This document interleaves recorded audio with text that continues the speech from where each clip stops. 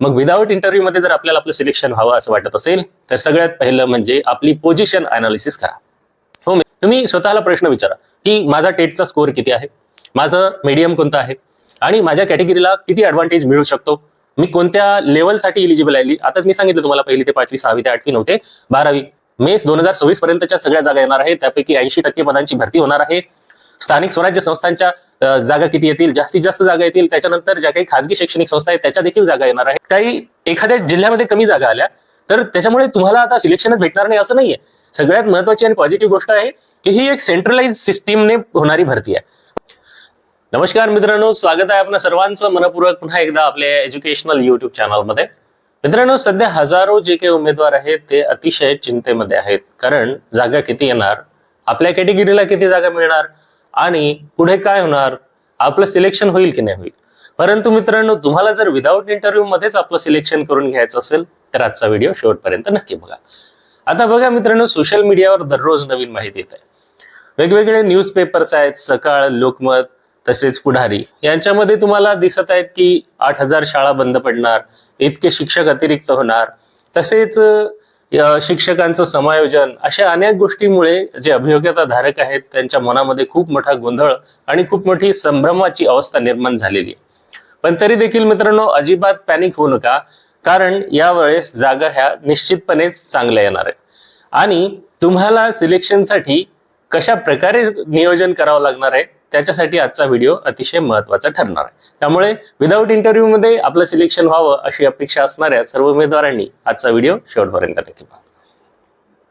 मित्रांनो, आता सगळ्यात महत्त्वाचं म्हणजे की आजचा हा व्हिडिओ आहे ना, मी या व्हिडिओमध्ये तुम्हाला एकदम प्रॅक्टिकल पद्धतीने माहिती सांगणार आहे की अशा परिस्थितीत आपण पॅनिक न होता नेमकं काय करायला पाहिजे.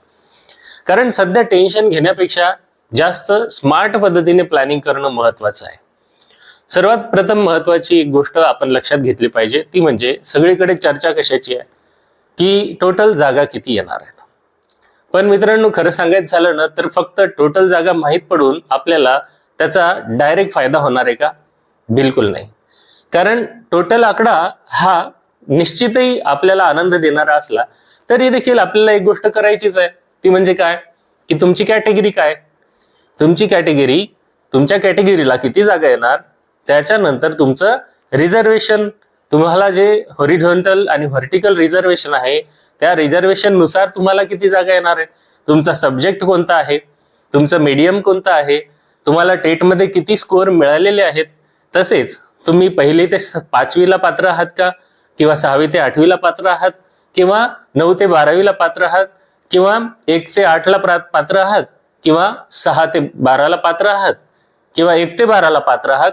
ह्या सगळ्यामध्ये तुमची एक्झॅक्टली कुठे जागा बसणार आहे याचं अनालिसिस तुम्हाला आता करून ठेवणं गरजेचं आहे. म्हणजे पुढे जागा किती येणार याचा विचार करण्यापेक्षा ज्या काही जागांची माहिती मिळते त्याची एक नोंदवहीच बनवा.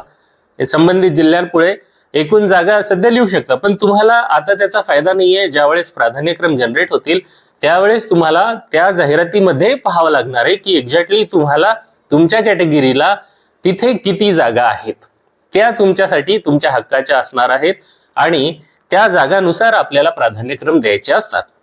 आहे की नाही मित्रांनो? मग आता जास्तीत जास्त कॉम्पिटिशन कुठे होणार आहे? जिल्हा परिषदांना होणार आहे, किंवा महानगरपालिका, मग नगरपालिका, मग घटक मंडळे, अशा ज्या काही स्थानिक स्वराज्य संस्थेच्या आस्थापना आहेत त्याच्यावर जास्त गर्दी राहील. जे आवडीचे जिल्हे आहेत, जे गर्दीचे जिल्हे आहेत, जे जास्त फेमस जिल्हे आहेत, त्या ठिकाणी जास्त काय होऊ शकते, मेरिटवर जाऊ शकते. बरोबर आहे? मग विदाऊट इंटरव्ह्यू मध्ये जर आपल्याला आपलं सिलेक्शन व्हावं असं वाटत असेल तर सगळ्यात पहिलं म्हणजे आपली पोझिशन अनालिसिस करा. हो मित्रांनो, आता तुम्ही वाटल्यास या मुद्द्यांना नोट डाऊन करू शकता. आता काय, सध्या दुसऱ्यांच्या मार्क्सपेक्षा स्वतःची पोझिशन आपण समजून घेणं जास्त गरजेचं आहे. तुम्ही स्वतःला प्रश्न विचारा की माझा टेटचा स्कोअर किती आहे, माझं मीडियम कोणतं आहे आणि माझ्या कॅटेगरीला किती ॲडव्हान्टेज मिळू शकतो, मी कोणत्या लेवलसाठी इलिजिबल आहे. आताच मी सांगितलं तुम्हाला, 1ली ते 5वी, 6वी ते 8वी, 9 ते 12वी, यापैकी कोणत्या लेवलला इलिजिबल आहे याचे नोट्स काढून ठेवा. ही क्लिअरिटी तुम्हाला आज करून घेणं महत्वाचं आहे. सगळ्यात महत्वाचं म्हणजे ज्या काही रूमर्स आहेत, ज्या काही अफवा आहेत, त्यांना बिलकुल अजिबात पॅनिकच होऊ नका. कारण त्यामुळे तुमचं जे काही प्रेझेन्स ऑफ माइंड असेल, त्यामुळे जे काही तुमचा पेशन्स असेल तो नष्ट होऊन तुम्ही काय व्हाल की योग्य डिसिजन पर्यंत पोहोचू नाही शकणार. कन्फ्युज होऊ नका, दररोज नवीन अपडेट्स आहेत घेत राहा, पण कन्फ्युजन व्हायचं नाही. आता यामुळे काय होणार आहे, आता हे जे सततचे अपडेट्स आहेत ना, तर यामध्ये एखादी धक्कादायक बातमी येते, जागा कमी होणार, ह्या काय ऍडमिनिस्ट्रेशनच्या गोष्टी आहेत, पण त्याच्यावरही देखील सोल्युशन निघतात आणि काढावे लागतात, त्याला पाठपुरावा करावा लागतो आणि तो आपण करत आहोत. विविध शैक्षणिक संघटना आहेत, त्यांचे जे लीडर्स आहेत ते देखील आपले मित्र आहेत आहे ना, ते देखील आपल्या संघटनांच्या माध्यमातून खूप चांगल्या प्रकारे काम करत आहेत. तर त्यामुळे आपण मेंटली डिस्टर्ब व्हायचं नाहीये, आपला सपोर्ट असला पाहिजे त्यांना, योग्य वेळी योग्य पद्धतीने आपण त्यांना सहकार्य देखील केलं पाहिजे. पण अशा गोंधळलेल्या परिस्थितीमध्ये अनेक वेळा काय होते की आपण चुकीचे निर्णय घेतो, त्यामुळे शांत राहा. ओके, सर्वात महत्वाची पॉझिटिव्ह गोष्ट कोणती आहे माहिती आहे मित्रांनो, जागा कमी येतील म्हणून चिंता करू नका. कारण ही भरती काही एखाद्या जिल्ह्यामध्ये कमी जागा आल्या तर त्याच्यामुळे तुम्हाला आता सिलेक्शनच भेटणार नाही असं नाहीये. सगळ्यात महत्वाची आणि पॉझिटिव्ह गोष्ट आहे की ही एक सेंट्रलाइज सिस्टीमने होणारी भरती आहे. म्हणजे एक विद्यार्थी जो आहे तो फक्त स्वतःच्या जिल्ह्यावर डिपेंडंट नाहीये आता, तर एक उमेदवार संपूर्ण महाराष्ट्रातील जिल्ह्यांना अप्लाय करू शकणार आहे. प्रत्येक जिल्हा त्याला त्याच्या लॉग इन मध्ये दिसणार आहे, जिथे जिथे त्याच्या माध्यमाची, त्याच्या कॅटेगरीची, त्याच्या विषयाची जागा आहे, त्या जागा त्याला दिसणार आहेत. आणि हे सगळं कशावरून ठरणार आहे, तुम्ही पवित्र पोर्टलवर केलेल्या सेल्फ रजिस्ट्रेशन नुसार ठरणार आहे.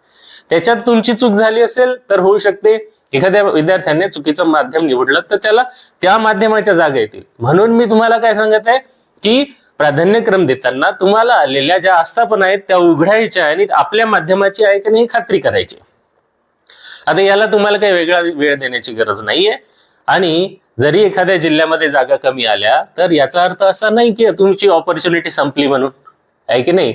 उलट स्मार्ट उमेदवार संपूर्ण महाराष्ट्रातील ज्या काही ऑपॉर्च्युनिटीज आहेत त्याचं अनालिसिस करतात आणि त्याच्यानंतर त्याला पसंतीक्रम देतात आणि मग त्याला सेव्ह करून लॉक करतात. आणि हेच तर काय अप्लाय करणे आहे. अशा पद्धतीने तुम्ही विदाउट इंटरव्ह्यूची जी काही प्लॅनिंग आहे ना ती जर केली ना मित्रांनो, तर तुमचं सिलेक्शन झाल्याशिवाय राहणार नाही. असं प्लॅनिंग करणं गरजेचं आहे. प्लॅनिंग शिवाय धावपळ करू नका. काय म्हटलंय मी, प्लॅनिंग शिवाय धावपळ करू नका. सध्या काही उमेदवार कोणताही प्रॉब्लेम जो आहे ना पॅनिक होऊन चालले, काय कोणताही प्रॉपर प्लॅन नसताना काय फक्त टेन्शन मध्ये आहेत. मग टेन्शन घेऊन बसू नका. टेन्शन घेऊन जागा वाढणार आहेत का, नाही मित्रांनो. त्याच्याऐवजी तुम्ही अनालिसिस करा, जागांच्या नोंदी करा आणि स्मार्ट प्लॅनिंग करा आणि शक्य असेल तर पाठपुरावा देखील करा. आता आपल्या जिल्ह्यामध्ये आपल्या वेगवेगळ्या कॅटेगरीसाठी कोणत्या कॅटेगरीला किती जागा आहेत याची माहिती मिळवण्यासाठी RTI देखील तुम्हाला मिळालेला आहे. तर ज्या ज्या उमेदवारांना शक्य आहे त्यांनी RTIच्या थ्रू माहिती घ्यायची आहे आणि आपल्या जे काही चांगले सहकार्य करणारे मित्र आहेत, फॉर एक्झाम्पल मी आहे युट्यूबच्या माध्यमातून तुम्हाला माहिती देत आहे, तर तुम्ही मला देखील शेअर करू शकता किंवा जे काही आणखीन जे काही संघटना आहेत त्यांना देखील ही माहिती शेअर करू शकता, जेणेकरून ही माहिती जास्तीत जास्त उमेदवारांपर्यंत पोहोचू शकते. आणि असं नाही की बा आपल्याला माहित झाली म्हणून आपण लपवली, सर्वांपर्यंत ही माहिती येणारच आहे. आणि आज रोजी जी काही टोटल जागा येत आहेत ना त्या टोटल जागा माहीत करून आपल्याला तसं अप्लाय करताच येणार नाही. पवित्र पोर्टलच्या थ्रूच आपल्याला ज्या ज्या जागा मिळणार आहेत त्या जागांची माहिती ती आपल्याला ओपन करायची आहे. तो जिल्हा पाहायचा आहे, तिथलं मीडियम पाहायचं आहे, तिथलं कॅटेगरी पाहायची आहे आणि तिथे संभाव्य कॉम्पिटिशन किती असणार आहे याचा देखील विचार करायचा आहे.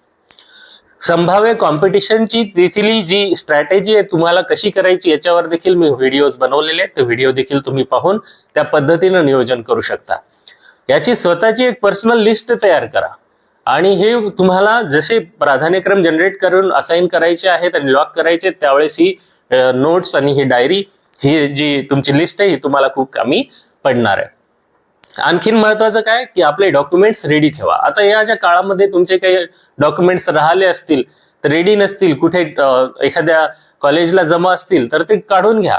कास्ट सर्टिफिकेट लागते तुम्हाला, तुमची कास्ट व्हॅलिडिटी नंतर तुम्ही देऊ शकता. नॉन क्रिमिलेअर ज्यांना लागू आहे त्यांनी तयार ठेवायचं आहे. EWSच्या उमेदवारांनी तसं प्रमाणपत्र आहे ना, OBC उमेदवारांनी, SC ST उमेदवारांनी आपलं कास्ट सर्टिफिकेट रेडी ठेवायचं. त्यानंतर TETचे सर्टिफिकेट रेडी ठेवा. टेटचं स्कोअर कार्ड डाउनलोड करून ठेवा. तुमचे जे एज्युकेशनल डॉक्युमेंट्स आहेत 10वी 12वी, त्याच्यानंतर ग्रॅज्युएशन, पोस्ट ग्रॅज्युएशन, इतर शैक्षणिक ज्या काही पात्रता तुम्ही त्यात ऍड केले त्याची ओरिजिनल कॉपी, आधार कार्ड, तुमचा फोटो, सिग्नेचर, हे जे आहे ना ते सगळं व्यवस्थित सांभाळून ठेवा, कारण याचं काम तुम्हाला पडणार आहे. आलं का लक्षात मित्रांनो? आणि जे रिझर्व्ह कॅटेगरी मधले उमेदवार आहेत त्यांनी आपली व्हॅलिडिटी आता जॉईन झाल्याच्या नंतर तुम्हाला काही मुदत मिळते, त्या मुदतीमध्ये तुम्ही काढू शकता. कोणाची अगोदरच काढलेली असू शकते, बीएडच्या वेळेस त्यांनी जर काढली असेल तर ती असू शकते.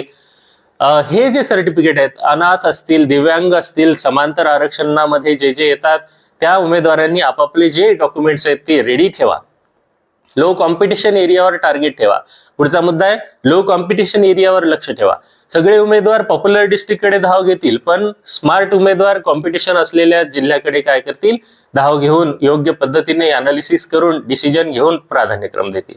या स्ट्रॅटेजीमुळे तुम्हाला फ्युचरमध्ये खूप मोठा फायदा होणार आहे. जिथे सिलेक्शन होणारच नव्हतं तिथे देखील सिलेक्शन होऊन जाऊ शकते, आहे की नाही मित्रांनो? सोशल मीडियावर ज्या काही आता अफवा पसरत असतील की त्याच्यामुळे तुम्हाला फ्रस्ट्रेशन येत असेल तर अशा मेसेजेस पासून दूर राहा. आणि सगळ्यात महत्वाचं म्हणजे मित्रांनो काय, की जरी सिच्युएशन वर्स्ट असेल तरी देखील पॅनिक होऊ नका. कारण काय, की आता पहा, महाराष्ट्रामध्ये शिक्षकांची गरज अजून संपलेली आहे का? नाही, कारण रिटायरमेंट देखील होणार आहेत. मे 2026 पर्यंतच्या सगळ्या जागा येणार आहेत, त्यापैकी 80% पदांची भरती होणार आहे. स्थानिक स्वराज्य संस्थांच्या जागा किती येतील, जास्तीत जास्त जागा येतील. त्याच्यानंतर ज्या काही खाजगी शैक्षणिक संस्था आहेत त्याच्या देखील जागा येणार आहेत. एवढ्या सगळ्या 10, 20, 25 हजार जेवढ्या काही जागा येतील त्यामध्ये फक्त तुम्हाला एकच जागा पाहिजे आणि ती जागा तुम्हाला निश्चितपणेच मिळणार आहे. म्हणून don't be panic, keep hope. आणि यावर्षी मी शिक्षक होणारच हा विश्वास ठेवा, आत्मविश्वास ठेवा, एक पॉझिटिव्ह होप ठेवा आणि स्वतः देखील आनंदी राहा, आपल्या परिवाराला देखील आनंदी ठेवा. जेणेकरून काय होईल की आपल्याला हॅपी ॲटमॉस्फिअर मध्ये सगळे चांगले प्रकारे डिसिजन घेता येतील आणि आपले जे काही कामं आहेत ते सत्कारणी आणि मार्गी लावता येतील. तर आशा आहे तुम्हाला ही माहिती आवडली असेल. मित्रांनो, ही माहिती आवडली असेल तर मित्रांनो आत्ताच आपल्या या व्हिडिओला लाईक करा. चॅनलवर नवीन असाल तर आत्ताच चॅनलला सबस्क्राईब देखील करा. एक स्मॉल युट्यूबर आहे, काहीतरी बोलतो आपल्या समोर येऊन, असं नाही आहे. तुमच्यासाठी जी माहिती घेऊन येतो मित्रांनो ती निश्चितच उपयुक्त असते. त्यामुळे मी तुमच्यासाठी व्हिडिओच्या माध्यमातून ही पोहोचवतो. त्यामुळे माझ्या या एफर्ट्सला देखील तुम्ही जर सबस्क्राईब केलं तर मला त्याचं सॅटिस्फॅक्शन मिळत असते मित्रांनो. सो प्लीज डू ट्रस्ट, है ना, आणि subscribe our channel, like, comment आणि शेअर नक्की करा. तुम्हाला किती स्कोअर आहे, तुमची कॅटेगरी कोणती आहे, तुमचं मीडियम कोणतं आहे हे देखील कमेंटमध्ये टाका. जेणेकरून आपण त्यावर डिस्कशन करून आपल्याला कशा प्रकारे प्राधान्यक्रम देण्यासाठी कोणत्या प्रकारची स्ट्रॅटेजी ठरवता येईल यावर अधिक विचार करू आणि पुढच्या व्हिडिओमध्ये मी तुम्हाला त्या संदर्भात माहिती देईन. आशा आहे तुम्हाला ही माहिती आवडली असेल. तर पुन्हा भेटूया नवीन व्हिडिओमध्ये नवीन माहितीसह. तोपर्यंत आपणा सर्वांना खूप खूप शुभेच्छा. Thank you for watching till two the end.